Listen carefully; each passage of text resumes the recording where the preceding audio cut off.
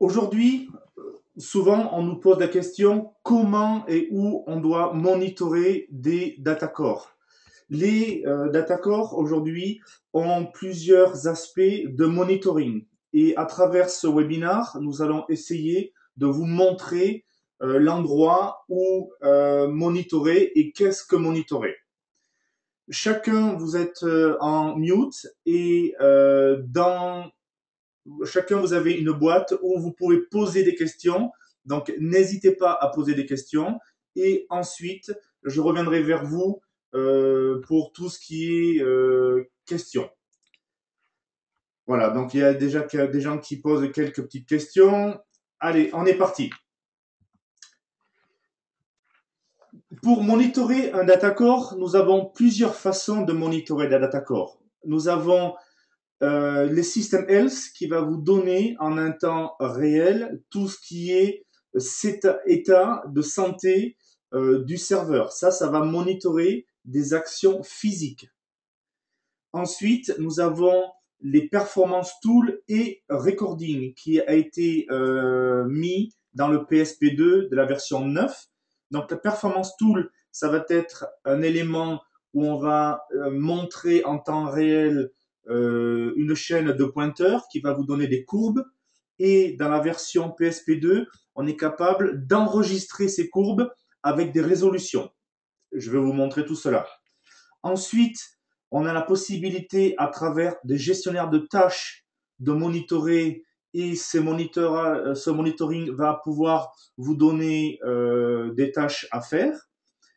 Aussi, on va parler des MIB, Datacore, avec le gestionnaire des logs, à travers des logs, que ce soit des logs globales ou des logs qui soient juste individuels à un Datacore. Et bien sûr, tout ce qui est reporting. Premièrement, on va parler du System Health. Le System Health, en fait, ça a été introduit en version 8 de Sound Symphony V, où on a la possibilité de vous montrer graphiquement l'état de santé au niveau matériel de votre datacore ou de vos datacore, que ce soit au niveau RAM, au niveau CPU, mais aussi au niveau canaux, que ce soit fibre ou IP. Ce monitoring est fait et classifié par couleur et aussi par sévérité. Ce qui fait qu'en fait, outre la couleur et la sévérité, chacun va avoir être horodaté avec un ordre d'arrivée et bien sûr, tous les messages les moins critiques seront toujours vers le bas et les messages les plus critiques seront vers le haut avec une couleur rouge. Ces événements vont avoir un code et bien sûr un élément peut être LC, passer à warning et passer à critique si vous ne faites rien pour réparer ce problème. Une fois que vous avez ce message qui est mis sur le datacore, ce message, vous allez pouvoir le lire de façon verbose, mais aussi le double-cliquer pour rentrer dans le détail dans cet événement. Voici un ordre d'idée où vous allez avoir attention en bas, en bleu. Donc là, ça vous dit attention, la ressource doit être vérifiée ou vérifier son statut. Ensuite, vous allez avoir le warning qui va vous donner un nouvel état qui est attention. Donc là, en fait, il va falloir dire vérifiez vraiment cet état parce qu'autrement, si vous ne le vérifiez pas, ça va être critique. Et bien sûr, au niveau critique, c'est quelque chose où il faut prendre une action immédiate. Ça peut être, comme on voit en bas dans les exemples, ça peut être un miroir ou une carte qui a des disques virtuels qui sont attribués et qui ne sont plus accessibles. Warning, ça peut être des miroirs qui sont en train de faire une recovery, soit full ou log. Et attention, ça peut être un disque ou un port qui n'a jamais été connecté et qui n'est pas connecté. Donc ça, en fait, ça vous donne des états à travers du matériel ou du virtuel par rapport à des disques virtuels, des V-disques. quand on regarde nos graphiques sur la console, vous voyez que c'est ici le système Else, c'est la petite trousse avec la croix rouge, et vous allez voir ici des états. Ici, on voit une carte fibre qui n'est pas connectée, et là, en fait, on voit qu'on a mis sur un pool, ici, le 1A disk pool 1, on a mis des seuils d'alerte au niveau capacitive, et là, on a atteint ce seuil d'alerte. Donc, si on ne fait pas cas de cette alerte, il va y avoir plus d'espace disque dans le pool de stockage, et bien sûr, le pool va devenir offline parce qu'il n'y aura plus possibilité d'écrire physiquement dans ce pool. Le système Else, en fait, c'est un état graphique à travers un changement d'état, que ce soit du physique ou du virtuel. Maintenant, au niveau performance, on va avoir la possibilité de vous montrer en temps réel de la performance. Cette performance va être de la performance en instant T et, comme indique le deuxième point, la performance recording. Depuis la version du PSP2 que nous avons lancée il y a une semaine, nous avons la possibilité d'enregistrer cette performance. Parce que souvent, on nous disait, c'est bien d'avoir la performance instantanée. Par contre, quand j'ai mes backups qui tournent en pleine nuit, j'ai personne qui regarde mes graphiques pour voir où se trouve le point de contingence sur les disques ou sur les cartes. Donc maintenant, nous avons la possibilité d'enregistrer la performance. La performance, ça va être un moyen de visualiser instantané des compteurs. Ces compteurs, en fait, vont être aussi bien des compteurs globaux à travers la ferme Datacore par rapport à un Datacore, ou spécifiquement à un pool de disques, à un V-disque ou à une carte IP ou fibre.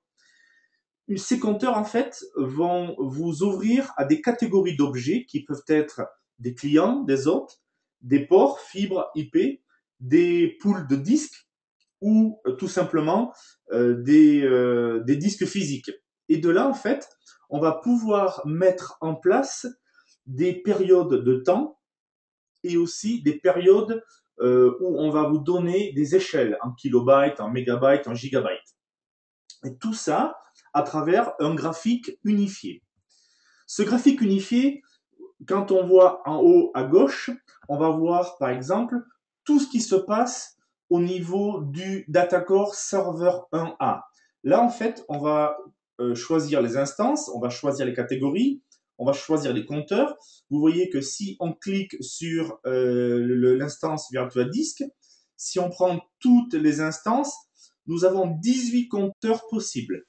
Nous allons choisir la taille des graphiques avec la période vers laquelle on va pouvoir monitorer ce graphique. Nous allons pouvoir l'arrêter, le mettre en pause, voire même effacer et enlever les compteurs. Ça, c'est une vue globale au niveau du Datacore. Ou alors, nous avons une vue plus spécifique où quand on va cliquer sur le disque virtuel ici, on va avoir la performance du disque virtuel seulement. Et ça, on va appeler une vue spécifique à ce disque virtuel.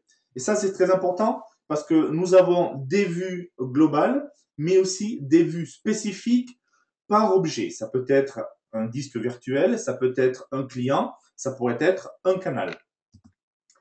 Maintenant, depuis la version du PSP2 version 9, nous avons introduit la possibilité d'enregistrer tous ces points. Et ça, en fait, c'est très important car on a la possibilité de rajouter et d'enlever des compteurs à la volée. On va être capable de visualiser ces compteurs dans la console management et ces graphiques ont la possibilité, si on veut, d'être exportés sous fichier Excel. Maintenant, je ne sais pas si certains vous avez remarqué, mais on a une base SQL, SQL Express, qui est installée sur chaque Datacore. Et cette base SQL Express va pouvoir avoir jusqu'à 10 gigabits d'enregistrement. Ces 10 gigabits, pour vous donner un ordre d'idée, c'est à peu près 180 millions de pointeurs data-core. Et dans ces 10 gigabits d'enregistrement, nous allons pouvoir tenir avec de l'enregistrement. On va vous donner un état d'utilisation de cette base de données de 10 gigas, mais aussi on va vous donner combien il vous reste de temps d'enregistrement. Et bien sûr, dès que l'on a atteint la taille maximale des 10 gigas ou 180 millions de points, ce que l'on va faire, c'est qu'on va effacer graduellement les plus anciens pointeurs. Maintenant, tout ceci a des besoins de performance, de RAM, de CPU et d'espace disque. C'est pour ceci que nous avons la possibilité et le devoir de donner 10 gigabits par gigabyte de disque physique pour avoir cette base de données.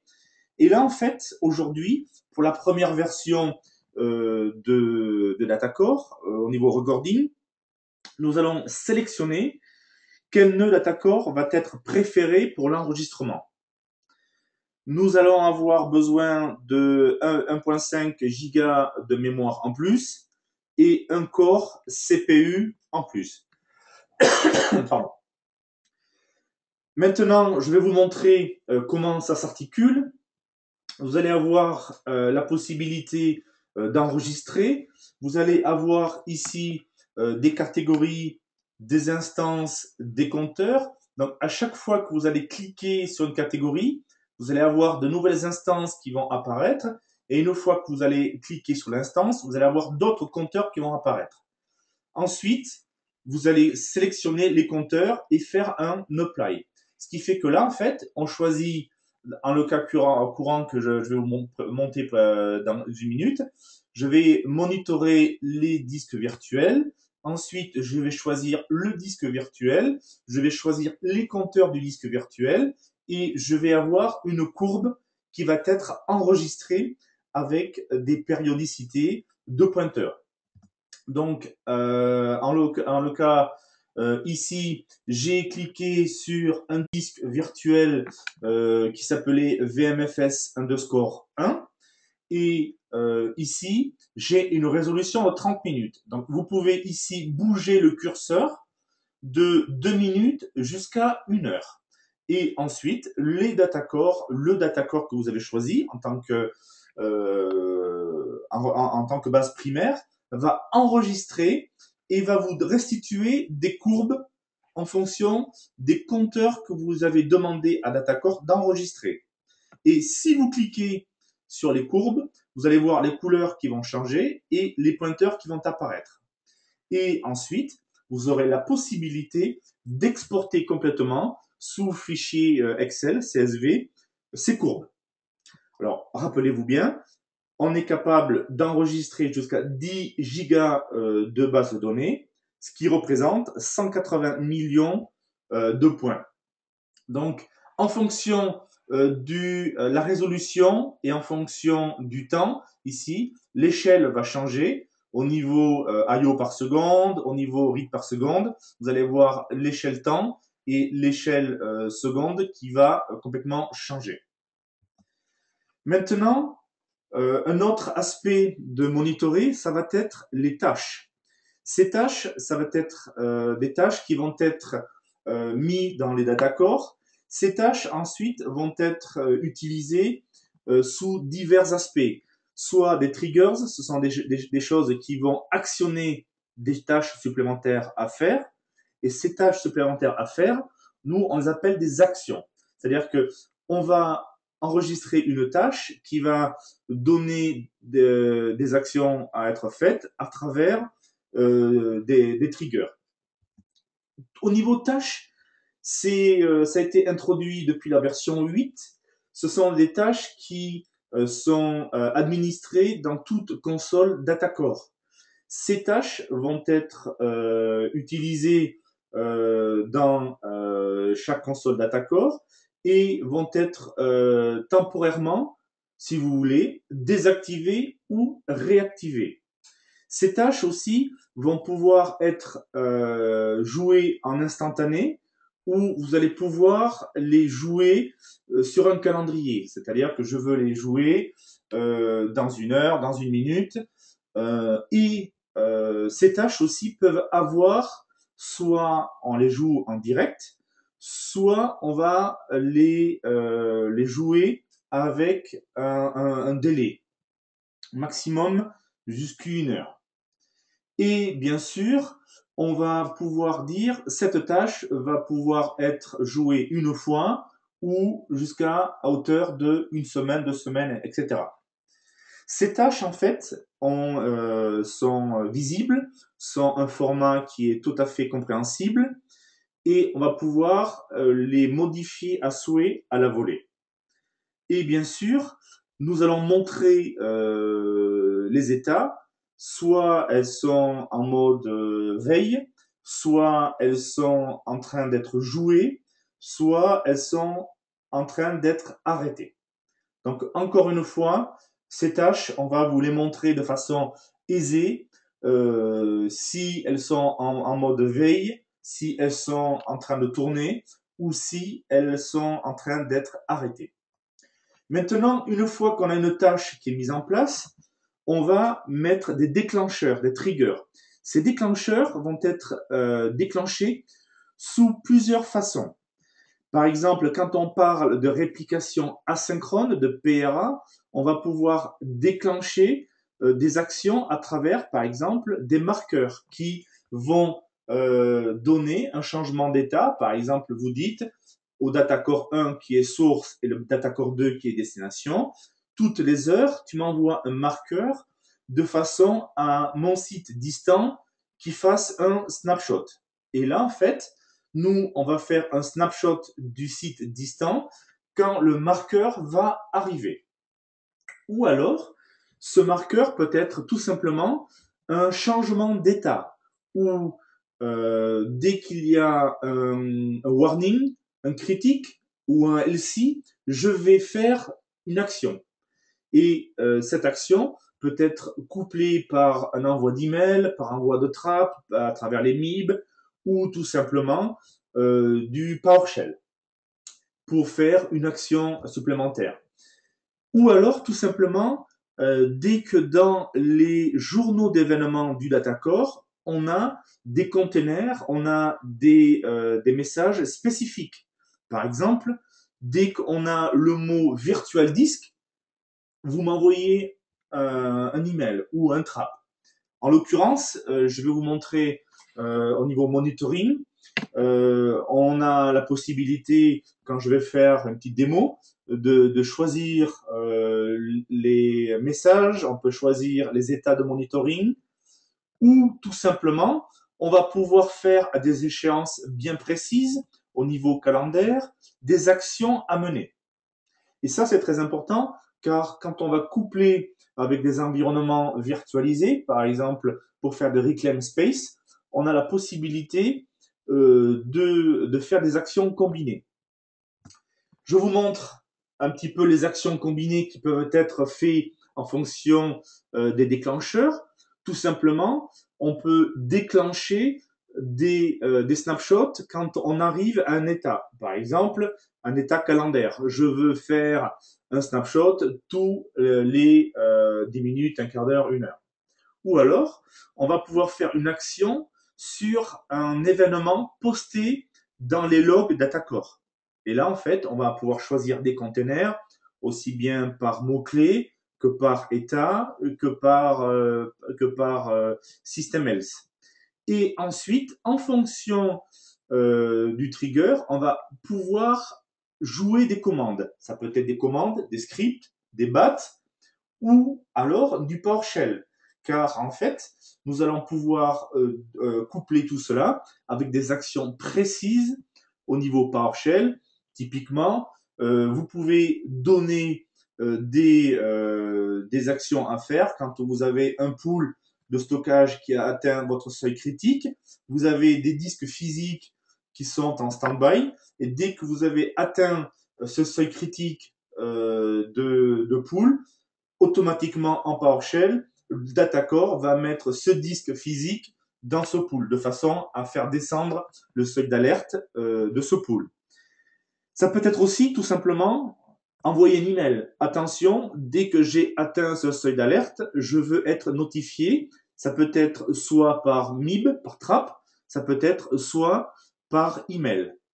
Et quand je parlais de virtualisation, au niveau disque, ça peut être aussi, dès que j'ai atteint un seuil maximal d'entrée dans un disque virtuel, je vais pouvoir lancer automatiquement la réclamation sur mon disque virtuel, que ce soit sur l'hôte ou que ce soit sur le datacore.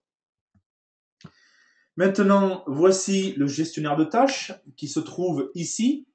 Ce gestionnaire de tâches, en fait, vous allez créer une tâche, vous allez mettre un nom de tâche. Là, vous voyez qu'il est en pause, qu'il est en train de tourner au ralenti. Ensuite, ça va vous montrer l'état si elle est en train de tourner ou pas. La dernière fois qu'il a fait, la dernière fois qu'il s'est arrêté, description façon verbose, qu'est-ce que cette tâche? Et bien sûr, si c'est activé ou désactivé. Donc ici, vous avez cette tâche. Maintenant, voici la possibilité d'intégrer des tâches assez complexes où, en l'occurrence, c'est une tâche qui va monitorer l'espace disque dans un pool de stockage et en fonction de l'alerting, ici, donc un changement d'état dans un pool, ici nous avons un warning, c'est-à-dire que je monitore un état de changement de pool de stockage et dès que j'ai atteint le niveau warning, c'est-à-dire que par défaut, c'est vous qui définissez les hauteurs d'alerte par pool de stockage. Une fois qu'on a atteint ce niveau de pool de stockage, on va faire un script PowerShell que vous avez écrit. Donc là, on donne le chemin absolu du PowerShell. Et en l'occurrence, ici, ce script PowerShell met automatiquement un disque physique dans le pool de stockage de façon à tomber en dessous du signal warning. Alors, voici pour tout ce qui est scripting, PowerShell et bien sûr tâches. Depuis la version 9, nous avons la possibilité d'envoyer des SNMP. Donc, nous avons notre MIB qui est sur la racine de chaque datacore. Donc, c'est Program Files Datacore sans Symfony. Et vous allez trouver un fichier qui s'appelle dcsw-ssv-monitor.mib. Cette MIB, en fait, est une version 1 et une version 2C. Nous avons deux possibilités pour monitorer les datacorps. Soit vous allez dire au datacore, OK, maintenant, dès que j'ai un état de changement au niveau monitoring, je vais envoyer à mon outil qui monitore mon changement d'état. Soit vous dites à l'inverse, j'ai un outil qui va monitorer des objets bien précis et dès que j'ai un changement d'état, c'est l'outil qui va notifier. Donc, vous allez voir, je vais vous faire une brève démo de la MIB. On a à peu près, quand on met deux disques virtuels à monitorer, on a à peu près 700 compteurs, enfin 670. Donc, c'est très très dur à voir un état, un changement d'état. Donc, soit vous dites à votre outil, vérifie l'état ou un changement d'état. Donc, on a pas mal de clients qui disent, voilà, ils font des boucles sur des changements d'état et dès que j'ai un changement d'état sur warning ou critique, j'envoie une alerte. Ou à l'inverse, vous dites à Datacore, dès qu'il y a un changement d'état, j'envoie des alertes. Vous allez voir que dès qu'on a un changement d'état et que c'est Datacore qui envoie, ça va avoir beaucoup d'alertes. Donc, soit vous dites c'est mon outil qui va monitorer des objets bien spécifiques, soit c'est DataCore qui va envoyer à tout le monde des changements d'état. Donc, notre MIB est version 1 et version 2C. Maintenant, un autre aspect du monitoring, ça va être les journaux d'événements qui sont dans Centre Symfony V. Les journaux d'événements, autrefois, étaient dans les journaux d'événements au niveau Windows, maintenant, et souvent étaient compliqués à lire. Maintenant, dans DataCore, vous allez avoir des journaux d'événements dans notre graphique, dans notre console, qui vont être classés par ordre d'importance, encore une fois. Nous avons des messages qui sont pour des informations, d'attention, d'erreurs ou de traces. C'est-à-dire que nous allons pouvoir lire à bas niveau, au niveau SCSI, qu'est-ce qui se passe dans une trace IP ou dans une trace fibre optique. Et ces logs sont faits maintenant pour être lus par le commun des mortels et non pas être un ingénieur. Ces logs vont être horodatés. Mais attention, ces logs sont faits sous format de calendrier américain, c'est-à-dire année, mois et date. Ce qui fait que vous allez avoir toujours l'année en premier, le mois en second et le jour et l'heure de façon en fuseau horaire local. Ces logs vont être filtrés par catégorie. Donc vous pouvez nous dire attention, je veux filtrer que les infos, le warning, les erreurs ou les traces. Toujours pareil chez DataCore, les messages les plus récents sont toujours dans le bas de la liste au niveau des événements. Et ces logs vont pouvoir être triés spécifiquement, soit par ferme entière, soit par DataCore, soit globalement par objet, que ce soit un disque virtuel, un DataCore, une carte fibre optique, un disque dans un pool de stockage. Et nous avons des options en plus qui viennent sur ces logs. Vous allez pouvoir arrêter l'autoscroll, vous allez pouvoir cacher, faire des searches. Voilà. Ça, c'est à travers les journaux d'événements des DataCore. Maintenant, voici des vues globales et des vues spécifiques où là, en fait, on a sur un DataCore, le serveur 1A, on a des logs, nous avons de l'information, nous avons des warnings ici. Et bien sûr, les plus anciennes sont basées vers le bas.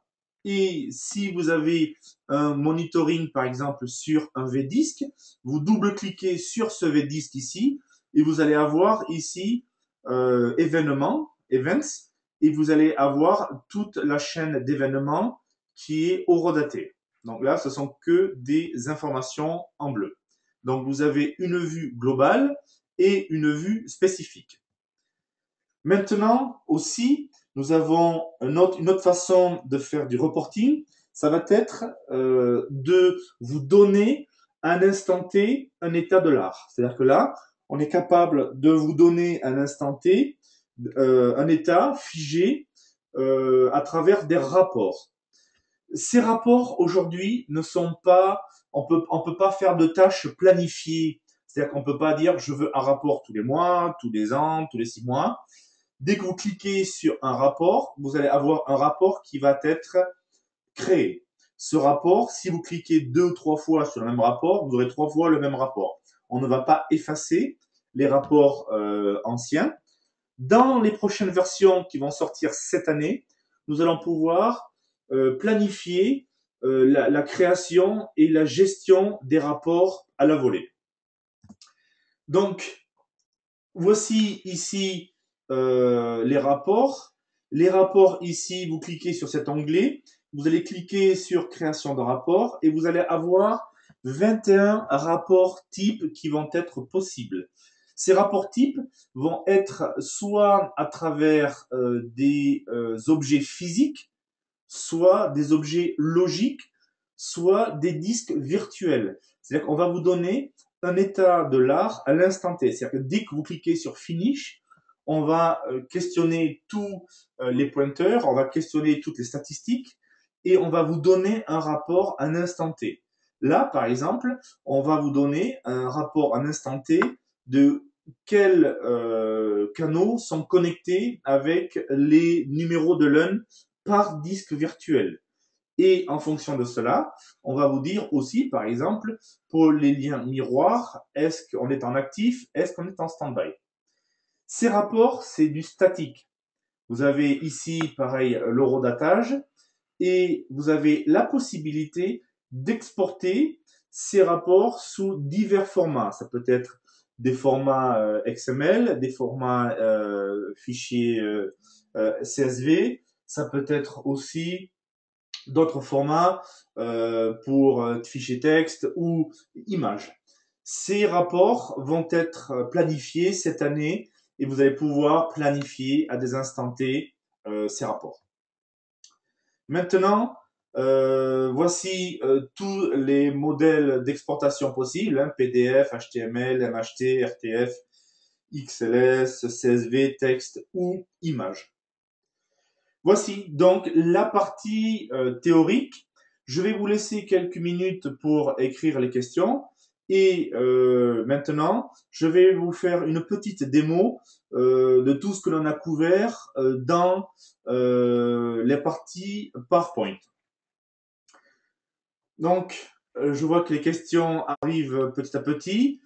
Maintenant, je vais vous montrer comment s'articule la version de reporting. Donc ici, vous avez la version PSP2 qui est installée et vous avez ici de base une option qui est à arriver, dans l'onglet de base, qui est le Recorded Performance.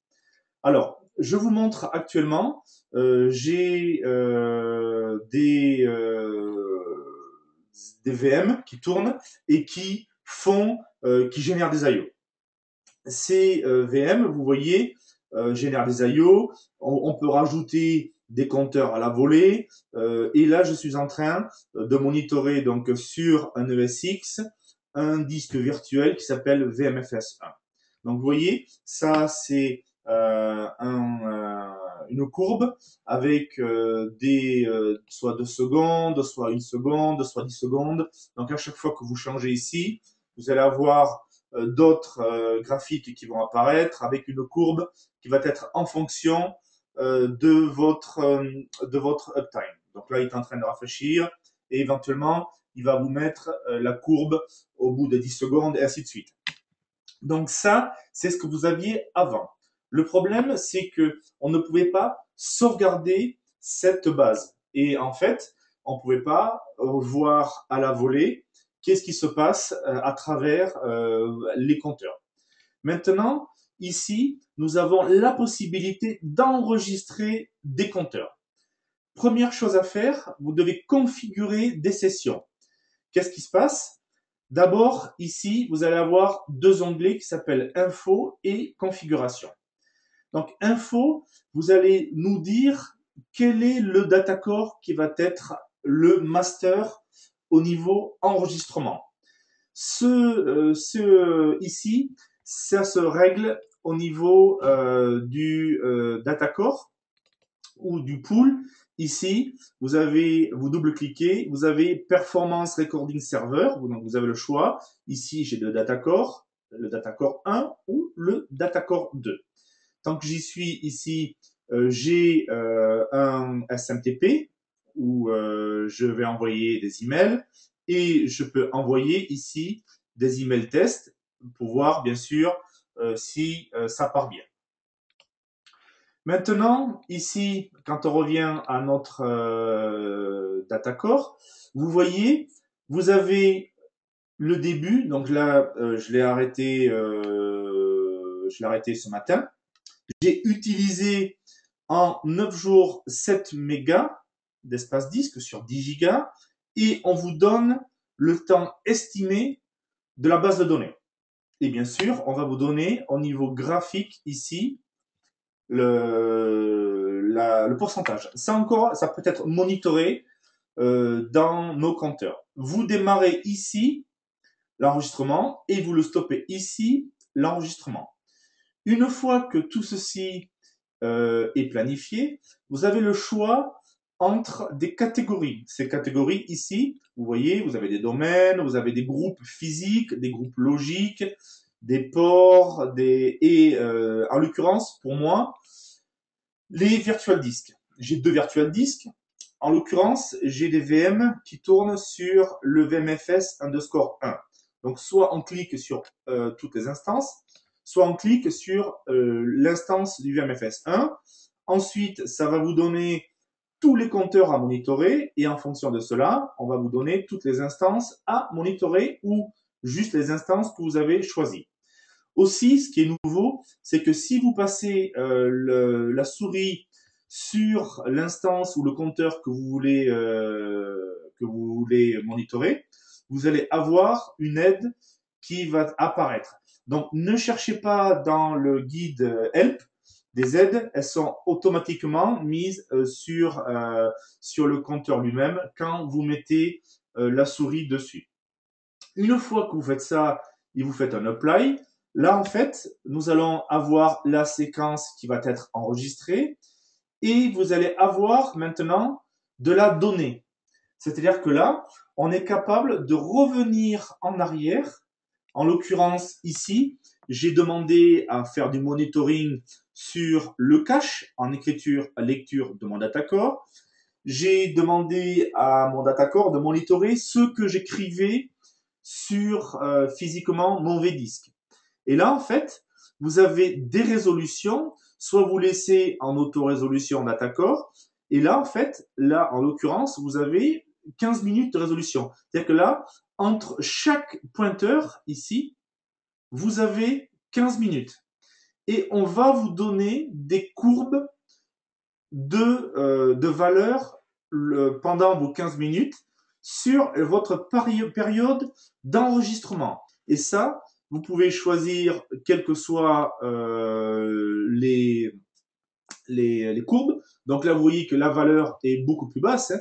Là, on parlait en millions et là, on parle en milliers. Donc, si j'efface mes compteurs, fatalement, ici, vous allez voir la courbe qui, du moins les abscisses et les ordonnées, qui vont réduire en taille.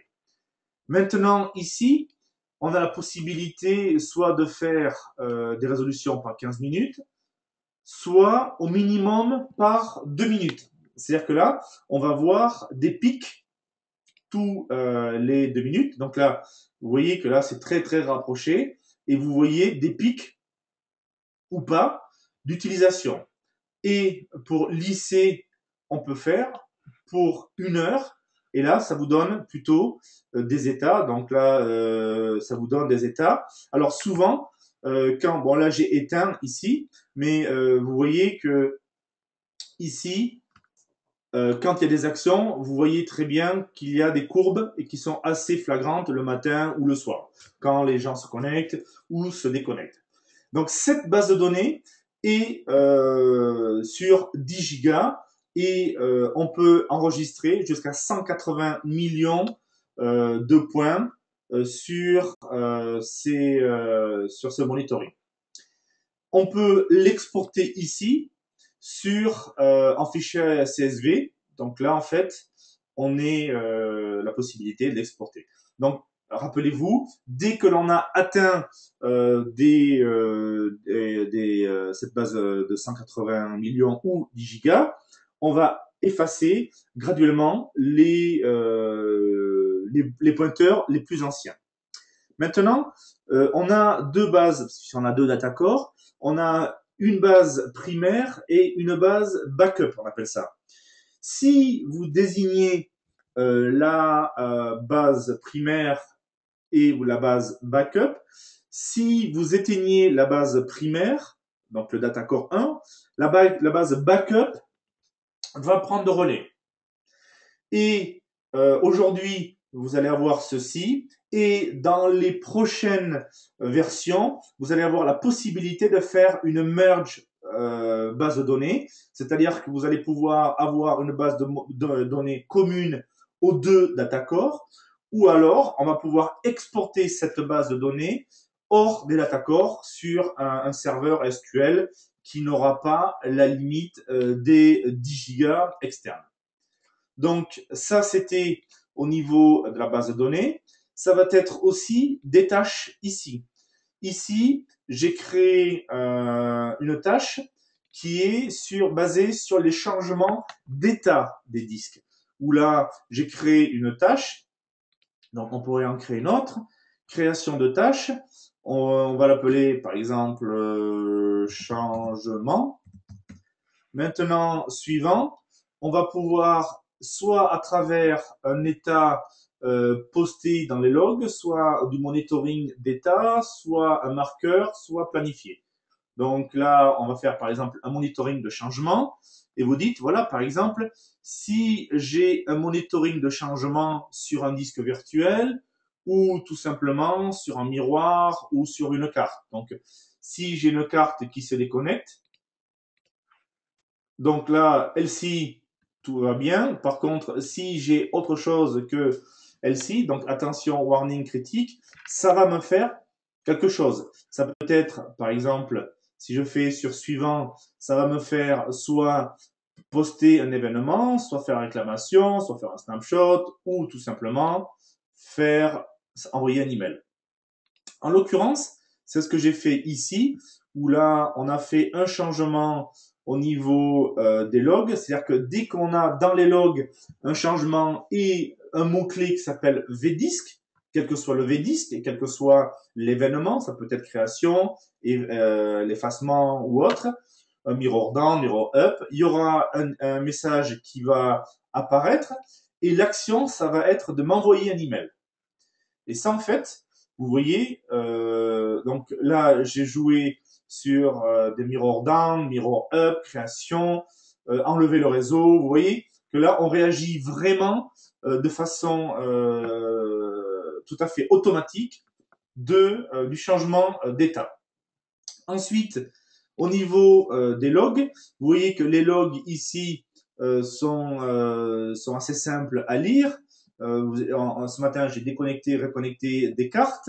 Et là, en fait, vous avez l'IQN, vous avez le port qui est mis en valeur. Ensuite, au niveau des événements ici, vous pouvez dire à DataCore, je veux trier mes événements, soit par tout ce qui est warning. Et là, vous allez avoir que les warnings. Ici, vous allez avoir que les erreurs, si vous en avez. Donc, j'ai pas d'erreur. Et ici, tout ce qui est information. Et ensuite, on peut dire, voilà, tout ce qui est erreur et tout ce qui est lié à un chemin, à un disque. Alors, voilà. Est-ce que j'ai un chemin? Oui, j'en ai. Voilà. En fait, on va pouvoir analyser le niveau et la source. On va pouvoir aussi effacer les logs complètement et désactiver l'autoscroll. Ça, c'était pour tout ce qui est événement. Maintenant, ce que j'ai mis, c'est j'ai mis le MIB Walker. Donc, c'est un outil que vous pouvez télécharger. Et j'ai chargé la MIB DataCore. Donc, la voici, la DCSW. Et là, en fait, vous allez avoir, si vous cliquez sur Caption, vous allez avoir des outils. Donc, on en a plus de 700 pour 2 disques virtuels. Donc, c'est assez compliqué pour les gens qui ne sont pas des pros comme moi. Tout ce qui est Caption, tout ce qui est état, donc warning, else, critical ou LC.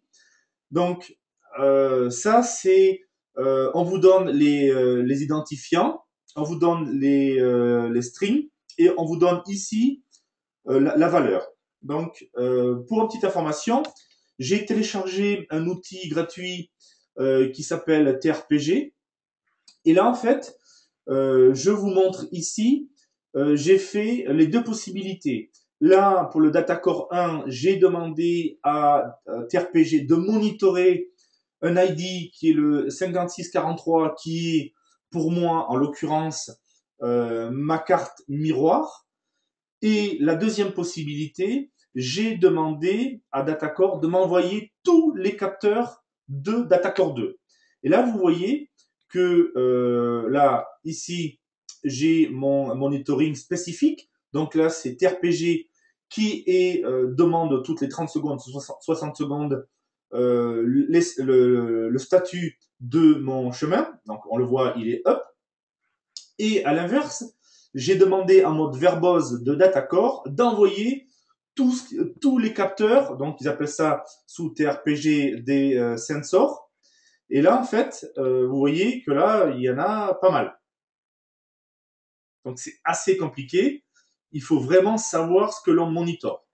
En l'occurrence ici, ce que j'ai mis pour le Datacore numéro 1, j'ai mis un monitoring sur ma carte miroir. Donc là, on voit que ma carte miroir a un statut LC. Et ce que je vais faire, c'est que je vais désactiver ma carte miroir. Donc là, je me trouve sur mon Datacore numéro 1 et je vais désactiver ma carte miroir. Donc là, elle est désactivée. Et vous allez voir que selon le polling, vous allez avoir des erreurs. Donc, certains monitoring, ne prenez pas du vert pour tout marche bien. En fait, ça veut dire que je suis capable de parler au capteur. Par contre, si vous cliquez sur le capteur, vous verrez que l'état a changé. Maintenant, ici, vous voyez que lui, il n'y a plus d'action qui se passe parce qu'il est plus. Là, il est toujours ici parce que je crois que c'est tous les 60 secondes. Maintenant, ce que je vais faire, c'est que je vais demander faire un refresh automatique et vous allez voir que là, en fait, il va changer d'état. Donc, je vais faire un refresh du monitoring et normalement, il va passer en critique. Voilà, donc il est passé en critique. C'est-à-dire que là, en fait, là, c'est c'est le PRTG qui a questionné le port en question. Et bien sûr, ce port en question, vu qu'il est down, il est passé en critique. Par contre, vous voyez qu'il est toujours vert. Ça veut dire que le capteur est toujours là. Par contre, l'état a changé. Et là, en fait, c'est à vous de savoir quel état a changé et bien sûr quel état est à monitorer. Maintenant, si je remets ici mon lien miroir, vous allez voir que j'ai réactivé ma carte et je vais faire un rescan de mon miroir. Et là, en fait, vous allez voir qu'il va revenir en position LC quand il aura fini son rescan. Donc là, en fait, il reprend ici des informations et ensuite, quand on fait un refresh, donc soit là, alors je suis pas un spécialiste de PRTG, soit ici directement au capteur, ici, il doit repasser. Alors, je crois que j'ai ouvert trop de fenêtres. Ok, je ferme cette fenêtre. Ok, et je ferme cette fenêtre. Et là, je rouvre ici. Et ici, vous voyez, il est revenu LC. Ce qui fait que là, en fait, le monitoring à travers le probe, c'est-à-dire que c'est l'outil PRTG qui monitore soit un objet, soit un état, soit un changement d'état. Et ça, en fait, souvent, nos clients bouclent ceci avec des changements d'état plutôt que d'avoir tout ça à monitorer. Donc ça, c'est pour 2 disques virtuels. Donc imaginez-vous, quand vous en avez une centaine de disques virtuels, vous aurez autant de nouveaux objets qui vont être créés que de monitoring. Et vous voyez ici que vous avez ici le lien qui s'est désactivé et vous avez aussi dans les alertes, vous allez avoir, si je clique sur des événements. Il y a sans doute, s'il y a eu des mirror down au niveau des miroirs, des déconnexions au niveau alerting. Donc, voici pour tout ce qui est alerting et monitoring. Maintenant, il y a quelques questions qui sont arrivées. Je vais essayer de répondre à ces questions. Et ensuite, si je ne réponds pas à toutes ces questions, je reviendrai vers vous. Maintenant, j'ai des questions sur les... alors, nous avons... alors, il y a une question. N'est-il pas envisagé de séparer la fonction d'admin, la fonction stockage, regrouper les bases données, la fonction d'enregistrement de la distribution de SAN sur la même machine me semble risqué. Multiplication des rôles. En fait, on a la possibilité, dans les prochaines versions, d'exporter tout ce qui est base de données et on va créer des groupes d'utilisateurs. C'est-à-dire qu'en fait, ces groupes d'utilisateurs vont avoir des droits sur des vues et bien sûr sur les actions à mener sur les data cores. Maintenant, une autre question. Concernant les event logs, peut-on rediriger les logs vers un serveur syslog de l'infrastructure? En fait, ces journaux d'événements sont aussi dupliqués sur les serveurs eux-mêmes, dans les journaux d'événements, qu'ils soient admin ou système. Donc, à tout moment, si vous avez des outils tierces qui sont capables de retirer les fonctionnalités pour lire les journaux, tels que du MOM, des systèmes event compagnie, du TRAP, du BLAT, oui, il y a possibilité d'exporter complètement ces logs. Une autre question, quels sont les coûts en licence afin de pouvoir utiliser cette interface de monitoring? Cette interface est incluse de base.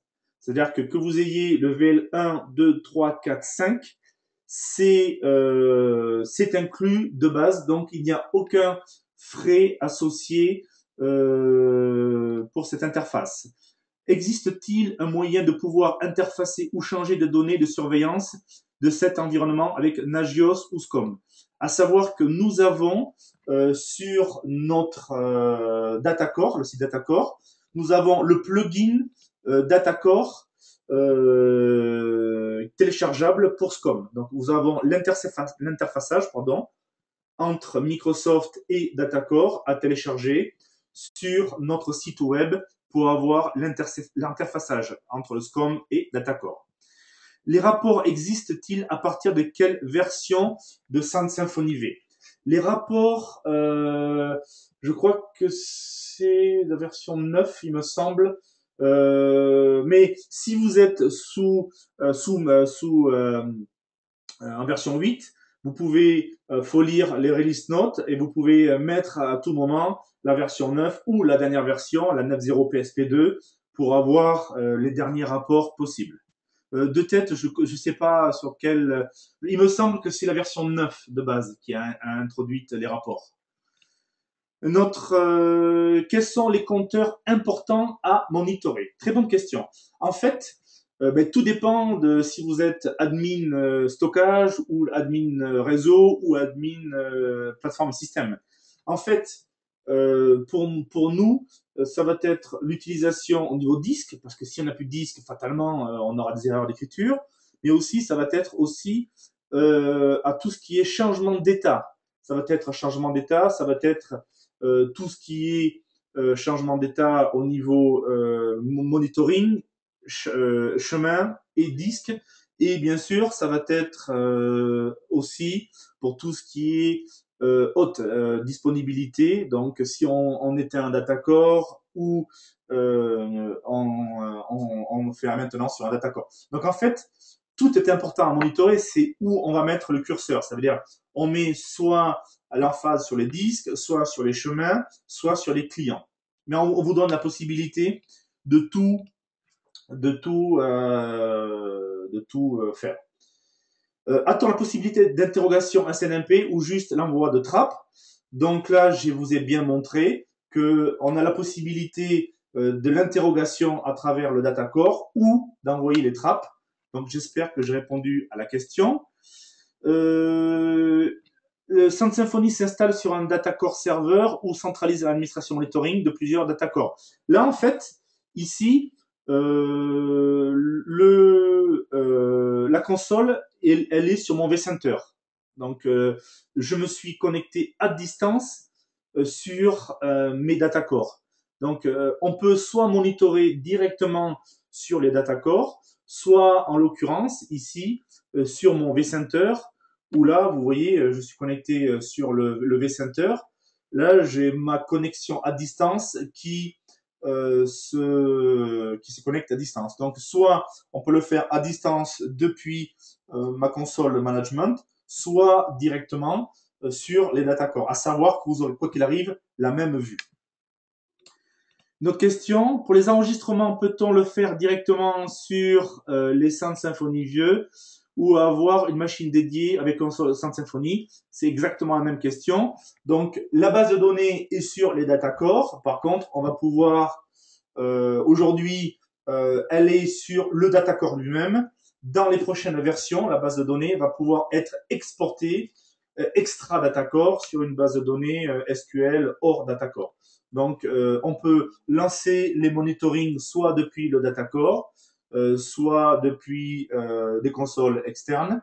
Et bien sûr, la base de données va avoir la base de données externe ou interne jusqu'à 10 gigas pour l'instant, MySQL Express. En rapport avec la présentation, avec l'arrivée du PSP2, faut-il réinstaller la version du plugin VSphere? À ma connaissance, non, car moi-même j'utilise le VSphere, le plugin 1.1, et je n'ai pas de problème. Alors, à savoir que le plugin VMware a été codé de façon américaine. C'est-à-dire que là, en fait, il va falloir mettre l'horloge, l'heure américaine, le format américain avec une heure française, bien sûr, quoique c'est pas à l'heure en ce moment, de façon à avoir la possibilité d'avoir toutes les fonctionnalités. Si vous laissez les fonctionnalités avec un calendrier français, il y a quelques fonctionnalités qui vont vous donner des erreurs qui sont complètement erronées. Donc, pensez à vous mettre ici en horloge de calendrier américain. D'autres questions? Avez-vous un exemple monitoring via le SNMP? Donc, je vous ai montré, hein, il y a à peu près 660 compteurs qui sont possibles au niveau caption. Maintenant, il va falloir exactement monitorer des états. Donc, soit vous faites des boucles sur des états, donc changement d'état au niveau warning, critique ou LC. Soit, si vous connaissez vraiment l'ID de la carte miroir ou du datacore, là, vous pouvez changer. Alors, il n'y a pas de lettre ou de help. Le caption ID X correspond à une carte miroir compagnie. C'est en fait, tout dépend de votre infrastructure. Les caption ID sont différents d'un client à l'autre. Tout dépend du nombre de cartes, le nombre de miroirs, le nombre de datacorps. Et en fait, il n'y a pas de caption ID qui est gravé dans le marbre d'un client à l'autre, malheureusement. Une autre question. Recording performance, que se passe-t-il une fois que la base de données de 10 gigas est saturée? Donc, comme j'expliquais, ça fait 180 millions de points. Donc là, en fait, on va désactiver les anciens points les plus vieux. Donc, au fur et à mesure, on va avoir un service qui va effacer au fil de l'eau les plus vieilles bases, les plus vieux points. Donc, en fait, la base sera remplie, mais sera remplie sans arrêt. C'est-à-dire qu'en fait, on va effacer et au fur et à mesure, bien sûr, vous allez réécrire. Donc là, en fait, pour répondre, on efface les points les plus anciens et bien sûr, on va apporter la possibilité d'écrire des points plus qu'il y a sur la base de performance. Une autre question, avez-vous une documentation sur ce point afin de retrouver dans la MIB monitoring de LUN comment retrouver l'OID facilement? En fait, Si je reviens ici sur le MIB Walker, en fait, vous avez ici des captions. Donc, en fait, vous avez, vous voyez, des data core data, des snaps. Donc, en fait, vous avez des valeurs ici qui vont vous donner à quoi correspond le caption 80. Et ça, en fait, malheureusement, le caption 80, vous voyez qu'en fonction des nombres de miroirs, en fonction des disques que vous avez dans les poules de stockage, vous ne pouvez pas retransposer d'un client à l'autre les mêmes MIB ou les mêmes captions. Donc là, c'est au fil de l'eau, vous devez voir et monitorer, vous savoir exactement ce que vous voulez monitorer. Donc, comme je vous ai dit, en l'occurrence, sur le Datacore 2, je voulais monitorer que la carte miroir. Donc, j'y mets que l'OID de la carte miroir. Donc, ça demande un peu de gymnastique au niveau des captions et des états. Quel est l'intervalle minimal entre deux prises? C'est pour nous, ça va être 2 minutes et maximal, ça va être 1 heure. Donc ça va vous donner des états entre 2 minutes et 1 heure. Une autre question, existe-t-il un rapport disponible de l'environnement, mon serveur, mon disque? Tout à fait. Nous avons des rapports. Ici, si on clique sur rapport, ici, vous allez avoir create ici. Et là, en fait, vous allez avoir soit par hôte, soit par chemin, soit par vdisc. Donc après, c'est à vous de choisir les filtres, soit les datacores, tous les datacores, un ou deux datacores. C'est vous qui allez customiser complètement chaque filtre pour vos rapports.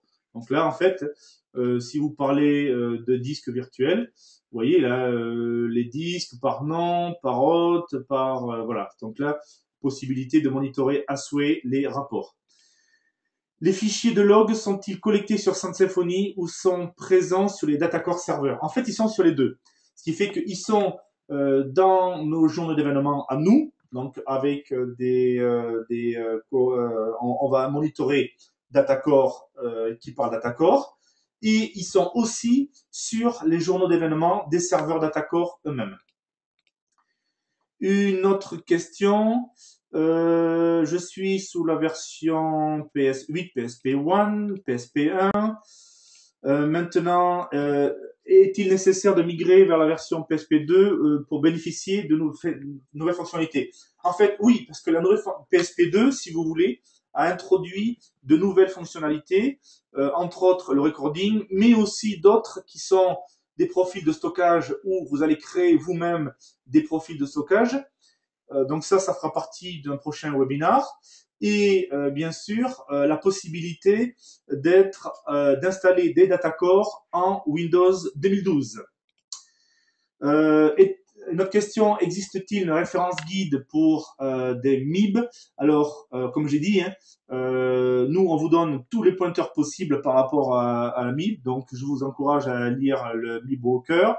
On a ici, si vous cliquez sur le fichier help, ici, si vous cliquez sur MIB, vous allez avoir la possibilité, donc ici, search, et vous cliquez sur MIB. Et là, en fait, vous allez avoir qu'est-ce qu'il faut faire pour faire configurer une MIB. Une MIB ou un MIB. Une autre question.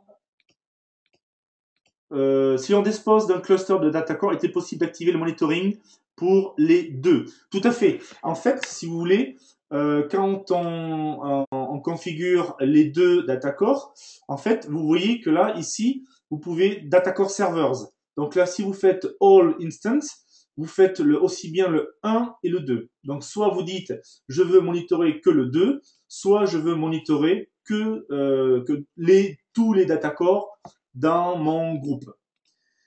Notre question, peut-on préciser l'intérêt de SystemElse par rapport à certains outils? Faut-il supprimer ces alertes qui disparaissent?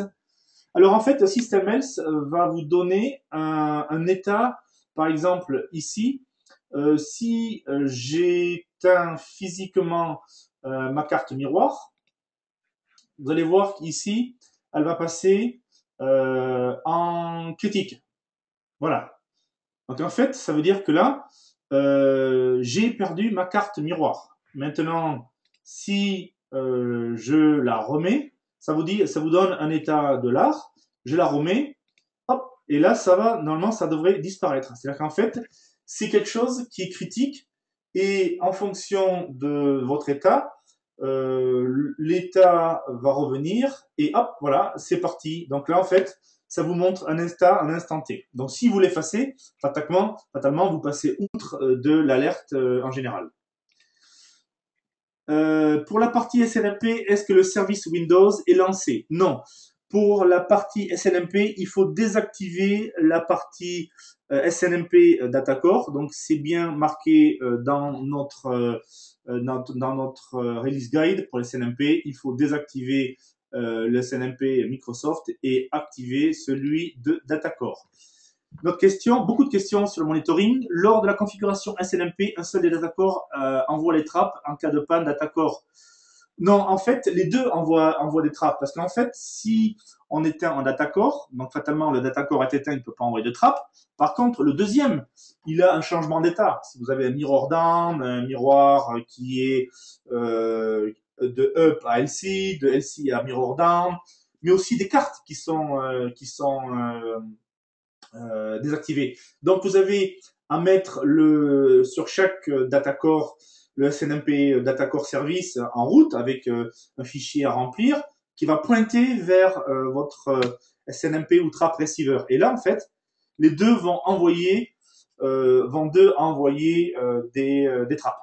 L'impact sur la performance, en fait, ça va être sur un disque, sur un datacore. Donc en fait, ce sont des pointeurs, hein, on parle en kilobytes et non pas en terabytes. Donc ça peut avoir un impact au même titre qu'un vCenter avec la base de données MySQL. Il y a un impact minime. Là où il y aura un impact, un impact plus de travail que d'habitude, c'est quand on va commencer à effacer les points. Mais autrement, c'est vraiment à la marge.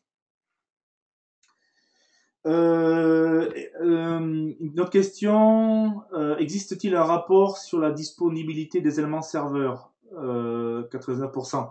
Mais en fin de compte, c'est aujourd'hui, vu que le rapport est statique, là, ça va être plutôt, c'est à vous de lancer le rapport. Une fois que vous allez envoyer un rapport ou planifier le rapport, là, on va pouvoir vous donner un état. Une autre question, quels sont les compteurs de performance importants à monitorer? Encore une fois, tout dépend de quel côté on se trouve, soit de l'IO, cache, bande passante. Ça peut être aussi bien des compteurs. Alors nous, ce que l'on fait, c'est monitoring des espaces disques. Quand on vous donne un espace disque, quand on atteint le pool de stockage, ça peut être aussi au niveau déconnexion, la fibre optique ou l'IP. Est-ce que j'ai perdu ma carte réseau? Est-ce que j'ai perdu mon point? Maintenant, est-ce qu'on peut effacer attention? Oui, on va pouvoir acquitter. Donc ici, là, ce sont des machines virtuelles, donc je ne pourrais pas le faire. Autrement, au niveau des alertes, ici, vous pouvez les acquitter ici. Donc encore une fois, vous pouvez acquitter vos alertes à tout moment. Avez-vous un document avec les best practices, les possibilités, options qu'on peut surveiller comme datacore? En fait, c'est tellement généraliste que les datacore, on peut les surveiller déjà par leur présence physique. Est-ce que là, en ce cas-là, on ne serait pas là? Ensuite, est-ce qu'un datacore est éteint? Est-ce qu'un datacore a un mirror down ou up? Est-ce qu'un lien est up ou down? En fait, nous, on a un MIB ou une BIB qui est capable d'être monitoré ou envoyer des trappes. Maintenant, au niveau best practice, ça va être de surveiller Datacore au niveau utilisation, pourcentage des pools de stockage et aussi de parler avec les clients, avec la réplication.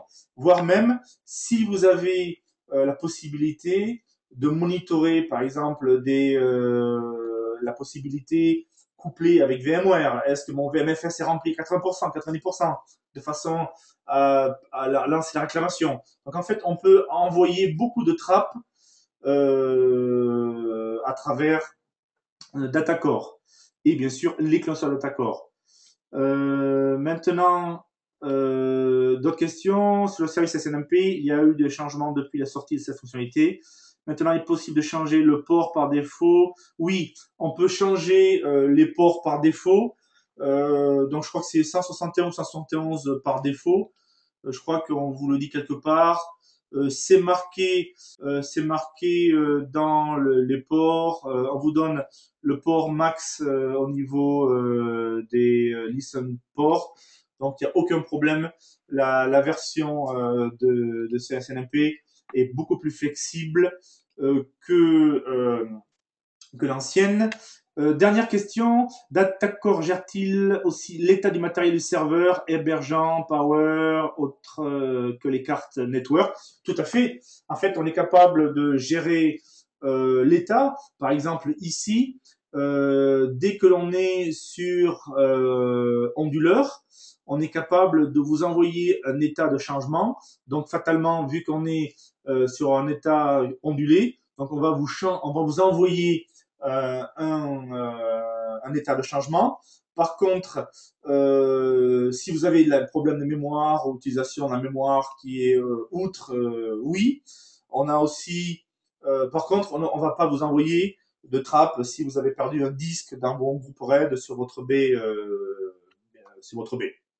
Voilà. Nous, ce qu'on fait, c'est qu'on monitore tout ce qui est Datacore au niveau physique et virtuel. Voici pour tout ce qui est monitoring. Je n'ai plus de questions. Je vous remercie d'avoir participé à ce webinaire. J'espère que ça a été instructif. Et nous allons faire d'autres webinaires au mois de mars pour tout ce qui est PRA. Donc, on va parler du PRA. Et bien sûr, ça va être important d'avoir la possibilité de monitorer et faire du PRA.